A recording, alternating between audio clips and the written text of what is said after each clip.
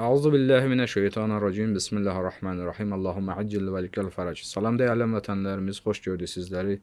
İmam Baqir əleyhissalamın şəhadət günüdür. Bu münasibətlə zamanəmizin sahibi, ağamız, Mövlamız İmam Məhdi əleyhissalam olmaqla bütün müsəlman bacı və qardaşlarıma, əhl-i sevərlərə başsağlığı diləyirəm.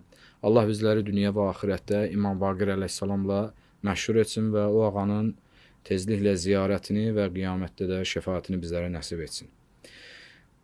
İmam Baqir əleyhissalam bildiyiniz kimi Şiə tarix mənbələrində elm sahibi olaraq və tədrisi ilə məşhur olan imamlardan olub və Baqirül Ulum elmləri yaran, onların sirlərini insanlara çatdıran, aşkara çıxardan kimi tanınır. Amma hansı elm? Hər elm dərdə dəyirmi? Bax, sual buradadır. İmam Baqir əleyhissalam hansı elmi insanlara öyrətməyə çalışırdı və yaxud da öyrədirdi? Hansı elmi insanlara aşılayırdı? Elə ağanın özü buyurur ki, elm təkcə bilmək deyil, elm yaşamaqdır. Yəni, bir elm ki, insanın həyatına müsbət yöndə təsir göstərmədiksə, bir inqilab yaratmadıqsa, insanın həyatının tərzini müsbət yöndə dəyişmədiksə, yaşam tərzinə təsir etmədisə, o elm dərdi deyilmi? Sadəcə bir bilgi toplusudur, bir məlumatdır ki, zehnimizi məşğul edir və zamanımızı alır, vaxtımızı alır. Bizim yaşamımıza heç bir müsbət yöndə təsir göstərmir. Elə elmdə dərdə dəyilmir. Elə ağanın öz zamanında da müxtəlif fikirli insanlar, müxtəlif təfəkkürlü insanlar ağaya suallar verirdilər elm barəsində, soruşurdular, həqiqəti axtarırdılar. İmam da buyururdu ki, ən böyük elm insanın öz nəfsini tanımasıdır.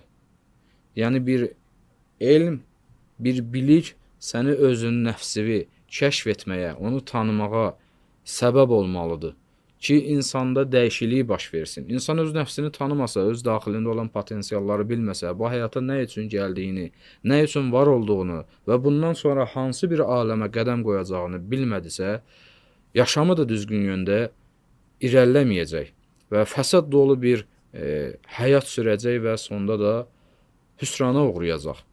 Bax, imamın bizə və öz zamanında şagirdlərinə və digər insanlara, ətrafındakılara öyrətməyə çalışdığı elm də bu idi. Ən böyük elm insanı öz nəfsini tanımağa, onu kəşf etməyə səbəb olmalıdır. Bu söz əslində bu gün də bizə bunu deməyə çalışır ki, bilik çoxdur, informasiya çoxdur. Hər tərəfdən üzərimizə xəbərlər yağır, informasiya yağır, bilgi yağır, amma dərdimizə dəymir. Hansı bizi hərəkətə gətirir, hansı bizdə dəyişikliklərə səbəb olur, hansı bizim həyatımıza müsbət tərəfdən yön verə bilir. Elm var, bilgi var, informasiya var yaşadığımız dövrdə, amma hikmət yoxdur. İnsanı hikmətə sürükləyəcək bir bilgi və elm yoxdur. Axtarmalıyıq, tapmalıyıq. Oxuyanda, ixtisas seçəndə, təhsil alanda elə bir elmdən yapışmalıyıq ki, bizi hikmətə sürükləsin, bizə hikmət versin. Bizim düşüncələrimizi müsbət yöndə dəyişdirsin.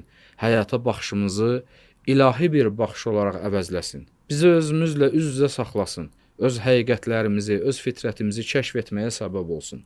O elm bizim dərdimizə dəyəcək. Elə İmam Baqir əleyhissalam da rivayətlərinin birində buna, bu məsələyə, bu mövzuya işarə edərək deyir ki, özünü tanımayan heç bir şey tanıya bilməz.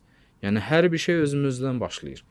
Özümüzü tanısaq, nəfsimizi tanısaq, hikmətli olarıq. Hikmətli olsaq, Allaha düzgün bəndəlik etmiş olacağıq və ondan sonra öyrənməyə çalışdığımız elm də, aldığımız təhsil də, yaşadığımız həyat da, seçdiyimiz peşə və ixtisaslar da bunun ətrafında toplanacaq və bizə bir fayda verəcək. Çoxları deyir ki, İmam Baqir əleyhissalam öz zamanında sadəcə və sadəcə elmlə məşğul olub. Amma bu yanlış bir fikirdir. İmam sadəcə elmlə məşğul olsaydı, ona qarşı bu qədər hakimiyyət tərəfdən repressiya olmazdı, təzyiqlər olmazdı. İmam əleyhissalam özü Kərbalanın ən canlı şahidlərindən biridir. Kərbala baş verən zaman İmam Baqir əleyhissalam 4 yaşındaydı və bu müsibəti öz gözü ilə şahid olur və özü də bir söhbətlərinin birində, yəni rivayətlərin birində İmam Baqir əleyhissalam buna işarə edir. Cəddim Hüseyni necə qətlə yetirdilər, necə onlara işgəncə verdilər, üsəralar nə əzablar, əziyyətlər çəkdilər. Bütün bu faciəni canlı olaraq görüb və yaşamış şəxslərdən biridir və zülmə məruz qalmış bir şəxsdir. Hələ zülmə məruz qalmış bir imam inandırıcı deyil ki, öz zamanındakı zülmün qarşısında sussun. Əslində İmam Baqir əleyhissalam elə elmin vasitəsilə ki, həqiqi elm insanı öz fitrətinə qaytarır. Dedik bunu da biz və fitrətinə qaytarandan sonra insanın həqiqi fitrəti, pak fitrəti heç bir zaman zülmlə yan-yana gələ bilməz. Daima zülmə etiraz edir, zülmlə barışa bilməz. İmam əleyhissalam bu yolla mübarizəyə qalxmışdı. Zalimların zülmünün qarşısında elmin vasitəsilə dayanırdı. Yəni o elmi ki, insanı öz fitrətinə qaytarır, insana fayda verir, insanı qəflət yuxusundan oyadır. İmam əleyhissalam insanları bu elmə yönləndirirdi. Bunun vasitəsilə insanları qəflət yuxusundan ayıldırdı. Ayılandan sonra o insanlar cəmiyyətdə baş verən zülmləri görürdü. Həqiqət gözləri, bəsirət gözləri açılırdı. Bəsirət gözü açılandan sonra zalimin zülmünün qarşısında dururdu və mübarizə aparırdı. Biz deyə bilmərik İmam əleyhissalam sadəcə bir elmlə məşğul olub.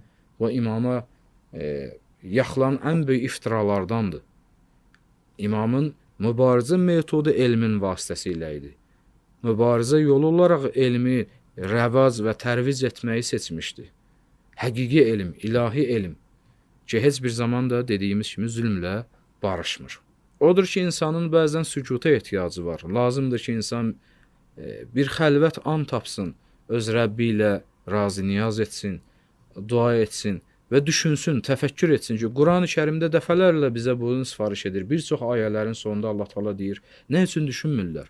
Çünki düşüncə insanı həqiqətə qaytaran ən böyük vasitələrdən biridir. O elm ki, insanı düşünməyə vadar edər, o elm ki, insanı düşündürdükdən sonra həqiqəti tapmasına səbəb olar, o elm dərdə dəyən elmdir və faydalı bir elmdir. İnsan düşündükcə Allaha daha da yaxınlaşır, həqiqətlər onun üçün daha da aşkara çıxır və ətrafında nə baş verir, onun pərdə arxasını daha rahat və aydın bir şəkildə görə bilir. Elə bu yüzdəndir ki, İmam Baqir əleyhissalam bizi sükuta dəvət edir, yəni düşünməyə dəvət edir. Çünki düşünməyən insan öz Rəbbini də tanıya bilməz. Allah Taala bizləri dünya və axirətdə İmam Baqir əleyhissalamla məşhur etsin. Bir daha bütün dəyərli əziz və bacı qardaşlarımıza, Əhl-i Beyt sevərlərə başsağlığı diləyirəm. Görüşmək ümidi ilə. Allah amanlı qalın.